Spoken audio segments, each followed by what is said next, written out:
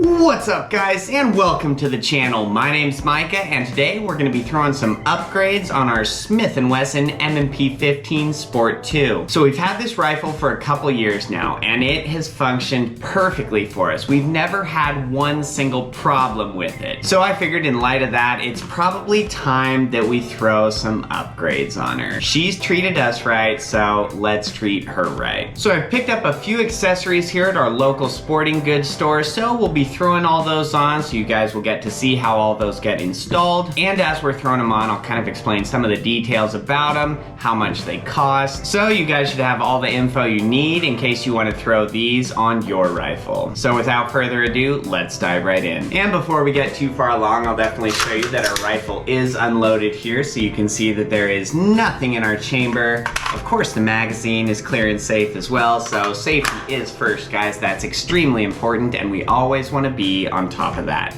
So what we've got to throw on our rifle today is gonna be a different stock for it. We're gonna throw on a different grip, a different handguard, and then I also got a foregrip for us as well. So 4 different accessories, but this should totally transform the look and feel of our rifle here. So let's get to it. All right, so the first thing that we're gonna be installing is gonna be a different handguard with our foregrip.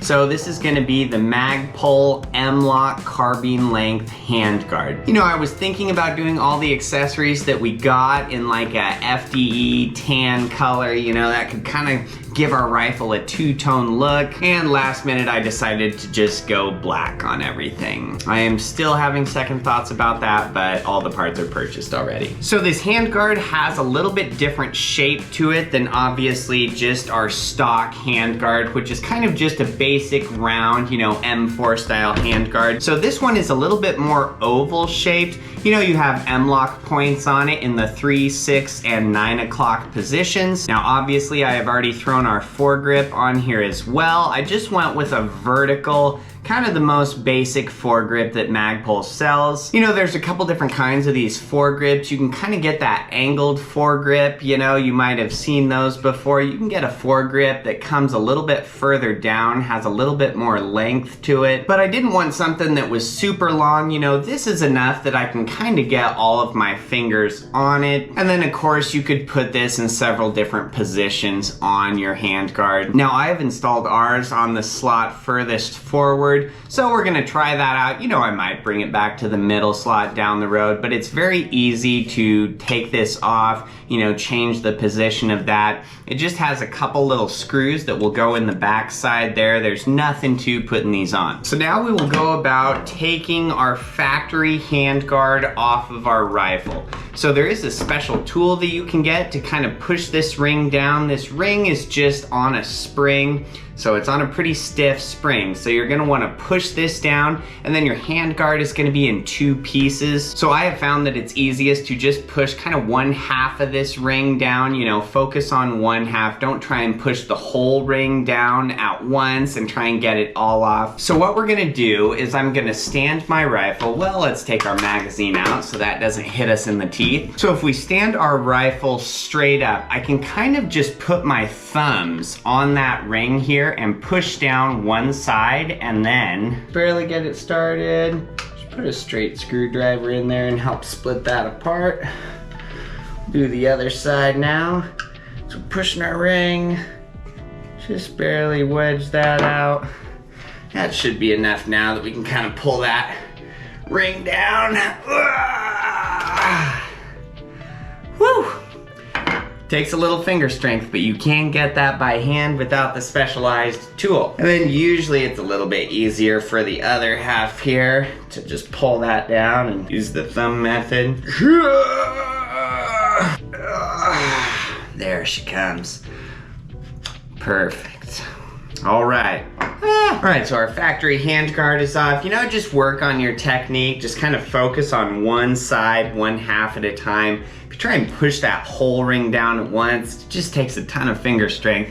Maybe your hands are stronger than mine, and you'll have no problem at all. So now that we've got the handguard off, we can go about throwing our new Magpul handguard on. So I've kind of found that it's easiest to start with the top half on this. So if you look at this handguard, you know, the pieces kind of fit into each other. You'll see how it kind of locks into each other from the side there. There's kind of those grooves and angles. So I found that putting in the top part is easiest. And how we'll do this is to go nose first. Since we have this little ring up top that it kind of needs to sit under, fit this up under here. Take a look at it, make sure I'm in. Yep, it's solid. So now we can just press down the base of our ring here. Fit in that top part. It's almost in. Okay, it's in. Sweet. So the top part is on, so now we'll kind of turn our rifle around. And we'll kind of do this the same way to where we fit in the nose first, and then we'll get the most rear part of it in. You'll kind of feel that nose find its grooves, and so then once you've got it there, you just need to push down that ring on the back enough to get the back part seated. There we go. Sweet. So that is all good to go. You know, our ring is seated around there. Everything feels super solid. Wow. So, and I kind of like that we put our foregrip in the most forward slot that we could, because it gives you enough handguard. If you didn't want to use the foregrip, you can still put your whole hand on that handguard behind the foregrip. But then you have the foregrip, and shoot, you could even kind of use the foregrip as just a finger stop, you know, kind of to function as those angled foregrips would.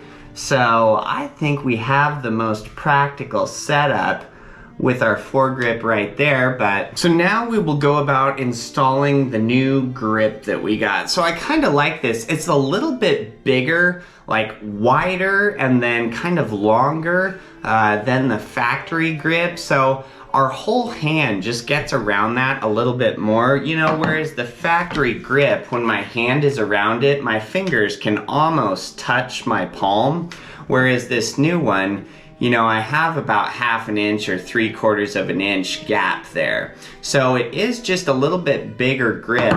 It makes for a more sure grip on the rifle, I think. I really liked the feel of that. You know, you get an aggressive texture on the rear, same on the front, kind of these ridges, and then on the side you almost get like a sand papery type texture. And then the grip we got, so there's some ones that have a little stowaway container in the bottom, and then there's ones that don't, but you can kind of just pull a little tab here. Oh, we've even got the screw in there.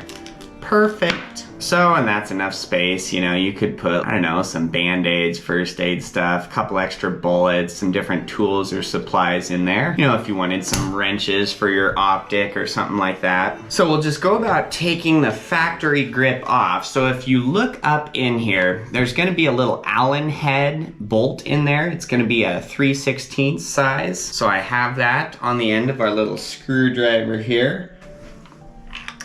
Yep, so there is that bolt then. Pull this grip slowly off of there. All right.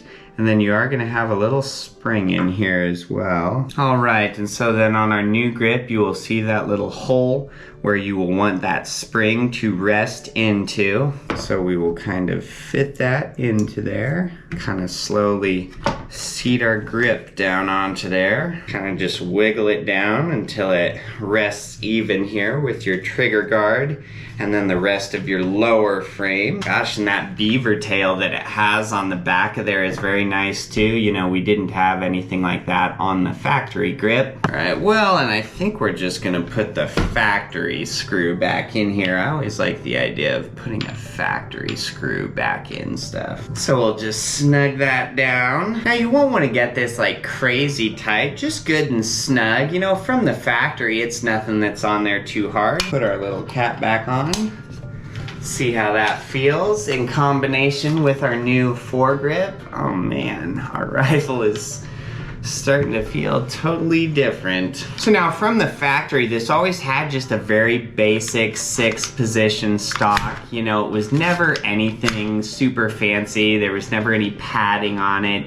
It has a little spot here for a sling, so that's always nice to see, but beyond that, it was kind of just a basic AR stock. And what I always liked about this gun was that it was just such a basic AR, but its claim to fame is that it's just so durable, so reliable. You know, this thing is always just gonna function perfectly. It has for us. So now to get the factory stock off of your rifle, you have this little lever here. Now pushing that is how you adjust your stock to the different positions. But what we are gonna do is pull this little lever up, and then pulling that up, we can slide the stock right off of our gun. It's extremely easy. All right, so now the stock that I decided to go with was the Magpul SL stock. So there's kind of two different versions of this SL stock. There's the SL and then the SLK. So the SLK is exactly like this. The only difference there is that the stock is gonna be just a little bit shorter. It doesn't come down as far, but I wanted kind of a bigger pad here. I wanted this to come down farther because the larger this area is, the more it's going to disperse that recoil against your arm. Now we're talking about a 223, a 5.56 here. It's not gonna have a ton of recoil, but putting a stock that kind of has a larger part that goes against your shoulder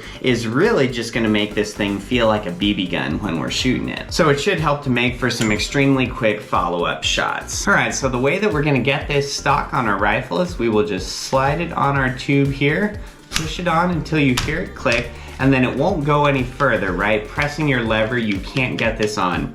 So what you're gonna do is kind of turn your rifle around so that you are looking at the bottom of the stock here. So when you press your lever, you will see a little bar coming down here. Now there's gonna be a little hole in the top of the bar. I'll try and show you here. So if you can see that, when we press down our lever, on that bar, there'll be a little hole there. So all I'm gonna do is just put the corner of a straight screwdriver right in there, and then I kind of just pry outward just a little bit. And then that is just enough that we got it on our tube now. So now our stock should be on, and we can slide it between the 6 positions wherever we'd like. And look at that, baby, wow. Wow, yeah, that feels totally different. And it just feels more solid, more heavy duty. Like it's just, the factory one was always kind of shaky and flimsy on there. Like it totally works, right? I never had any problems with it whatsoever. But this one, it just feels rock solid. I mean, just moving it between the positions, it just feels tighter on there. It just feels more sturdy. Now you do get a quick detach spot on the stock here, that hole, so you could always put a QD spot up on your handguard, you know, have a sling on your rifle, since you already have one on the rear there. But man, this thing feels absolutely great now. Well, let's throw our magazine in and just take a look at this thing. Holy moly, just look at our rifle. It looks totally different now. It feels totally different from how it feels in your hand. The level of control I have on it now with that different handguard and then our foregrip, you know, gosh, against my shoulder, that slightly longer pad, you know, and I like the texture on this more so than the checkering that we got on the factory one. You know, this is just a nicer stock overall. Wow. We've got ourselves a rifle now. This is freaking cool. I am very pleased with all of those parts. So let's just talk about what all these different parts cost. Our handguard up here, I believe, was $34. The foregrip here was $19. The grip was $20, and then our stock was $60. So you could get that SLK stock, the one I was talking about, that's a little bit shorter here, and I believe that one's around the $35 or $40 mark. But for the SL stock, kind of the larger one, it was 60 bucks. But I knew I wanted that. So I mean, for all of our parts that we just put on, it was $135. So for $135, our rifle is so much more practical now with the M-lock spots we get on the handguard, you know, that we threw the foregrip on. Our grip feels so much better. It just, fills out my palm a lot more. I feel like I have more control on the rifle. With that wider grip, I like where my finger sits on the trigger now. You know, and then the stock, I really like the feel of this. It feels so solid. And then up on the top, you kind of get a wider area here that's very smooth. So if you have your cheek against that and you have your eye and your scope or your red dot, man, that feels great against the side of your face. So hopefully this helps some of you guys out if you were on the fence, if you wanted to get different furniture for your AR. You know, I am very impressed with all of the parts that we got. You know, I've seen different AR furniture kits out there. It seems like they're 150 to 200 bucks, but just us going to the store and kind of piecing together our own upgrades, you know, me picking exactly what I wanted for a handguard, for a foregrip, for a hand grip, for a stock, you know, we came in at $135. So pretty reasonable price-wise, and it does feel like a totally different rifle. If my eyes were closed and you gave me this gun, I would not think that it's my Smith & Wesson M&P 15 Sport 2. So that's awesome. You know, our old faithful, reliable, super durable rifle now feels, you know, like a more high dollar gun. So let me know if you guys have any questions, but I don't think you will. I mean, the whole process, putting on all these things, it's pretty straightforward, you know, and if I wasn't filming this, if I wasn't talking about it and showing you, I bet I could have put all these on in under 5 minutes. So like the video if this helped you out, subscribe if you guys want to see more, and until next time, have a wonderful night, guys.